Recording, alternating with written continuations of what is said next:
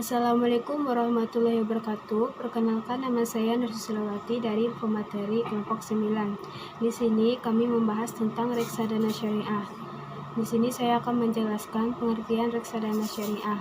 Reksadana syariah ini adalah salah satu wadah yang digunakan oleh masyarakat untuk berinvestasi secara kolektif, di mana pengelolaan dan kebijaksanaan investasinya mengacu pada syariat Islam. Dan reksadana syariah merupakan jalan keluar bagi para pemodal, kecuali kecil yang ingin serta dalam pasar modal. Dalam pasar modal dengan modal minimal yang relatif kecil dan manapun menanggung risiko yang sedikit. Tujuan utama reksadana syariah ini bukan semata-mata mencari keuntungan, tetapi juga memiliki tanggung jawab sosial terhadap lingkungan, komitmen terhadap nilai-nilai yang diyakini tanpa harus mengabaikan keinginan investornya. Nah, oleh karena itu reksadana syariah ini tidak boleh menginvestasikan duanya pada bidang-bidang yang bertentangan dengan syariat Islam, misalnya saham-saham atau obligasi atau perusahaan dari pengelolaan dan ketentangan dengan syariat Islam.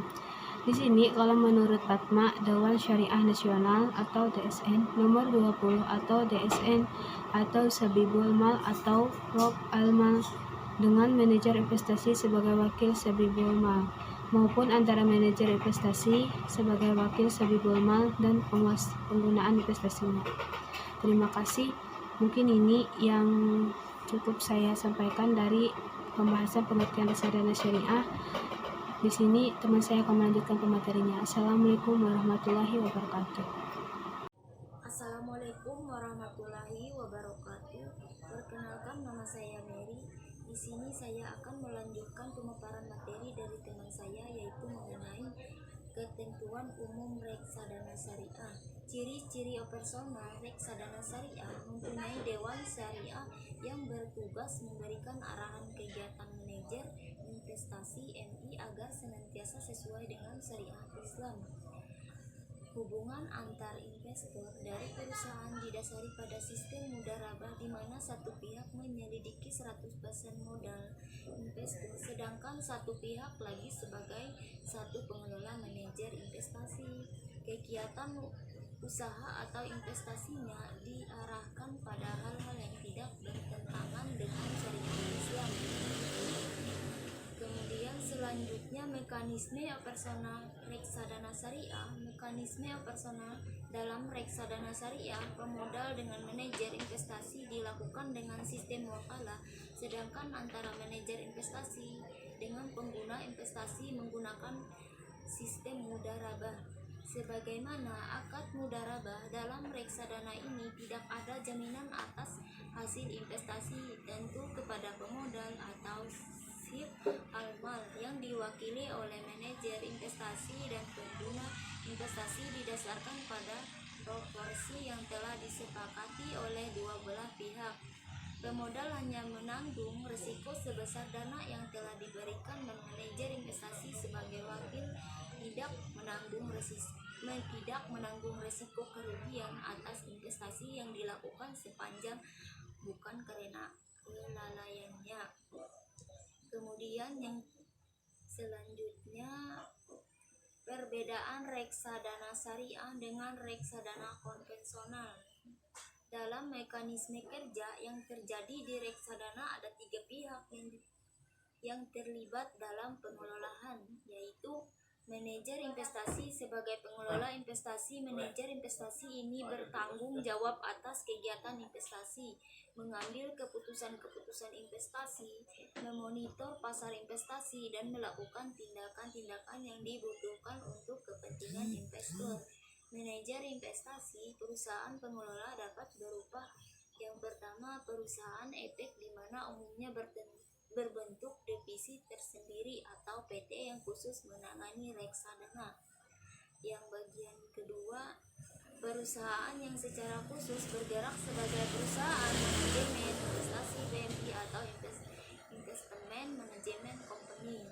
Kemudian bagian selanjutnya, bank kustodian adalah bagian dari kegiatan usaha suatu bank yang bertindak sebagai penyimpan kekayaan serta administrator reksadana. Dana yang terkumpul dari sekian banyak investor bukan merupakan kekayaan manajer investasi maupun bank kustodian, tetapi milik para investor yang disimpan atas nama reksadana dari bank kustodian. Baik manajer investasi maupun bank kustodian yang akan melakukan kegiatan ini terlebih dahulu harus mendapat izin dari Bapepam.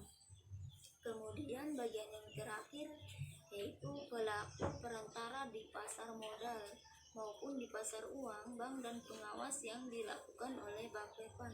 Mungkin itu saja yang bisa saya sampaikan, kurang dan lebihnya saya mohon maaf.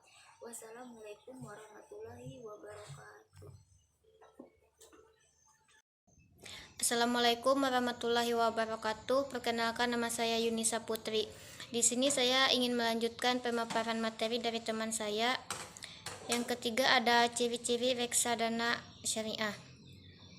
Adapun ciri-ciri dari reksadana syariah menurut Firdaus sebagai berikut. Yang pertama, mempunyai dewan syariah yang bertugas memberikan arahan kegiatan manajer investasi agar senantiasa sesuai dengan syariah Islam.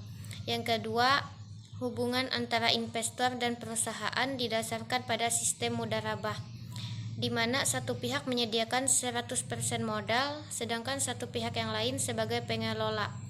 Yang ketiga, ada kegiatan usaha atau investasinya diarahkan pada hal-hal yang tidak bertentangan dengan syariah Islam. Selanjutnya, mekanisme reksadana syariah. Reksadana syariah adalah reksadana yang pengelolaan dan kebijakan investasinya mengacu kepada syariah Islam.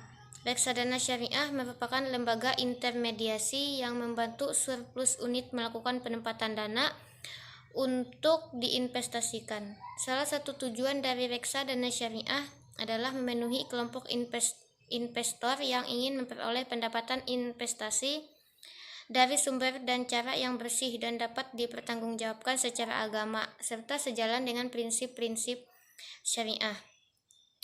Prinsip mudharabah atau qirat di reksadana syariah ini memiliki beberapa karakteristik. Yang pertama, pemodal sebagai rab al-mal ikut menanggung resiko kerugian yang dialami manajer investasi sebagai amil. Yang kedua, manajer investasi sebagai amil tidak menanggung resiko kerugian atas investasi kalau kerugian tersebut bukan disebabkan karena kelalaian. Yang ketiga, keuntungan dibagi antara pemodal dengan manajer investasi sesuai dengan proporsi yang telah disepakati oleh kedua belah pihak. Mungkin itu saja pemaparan materi dari saya, kurang dan lebihnya mohon maaf. Wassalamualaikum warahmatullahi wabarakatuh.